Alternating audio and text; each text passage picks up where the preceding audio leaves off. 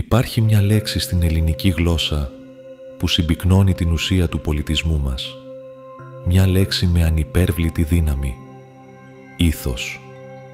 Δεν είναι απλώς ηθική, αλλά η βαθύτερη έκφραση του χαρακτήρα και της ψυχής. Το ήθος είναι η εσωτερική μας πυξίδα, η ακεραιότητα που καθορίζει τις πράξεις και τις επιλογές μας. Είναι η συνέπεια λόγων και έργων, η τιμή και η αξιοπρέπεια που κληρονομήσαμε από τους προγόνους μας. Αυτό το ήθος αποτελεί τον ακρογωνιαίο λίθο της ελληνικής ταυτότητας, μια διαχρονική αξία που μας συνδέει με το ένδοξο παρελθόν μας. Είναι ο φάρος που πρέπει να φωτίζει το παρόν και το μέλλον μας ως Έλληνες. Ας αναλογιστούμε λοιπόν την ευθύνη που φέρουμε να διαφυλάξουμε και να αναδείξουμε το ήθος σε κάθε πτυχή της ζωής μας. Μόνο έτσι θα παραμείνουμε άξιοι συνεχιστές της κληρονομιάς μας.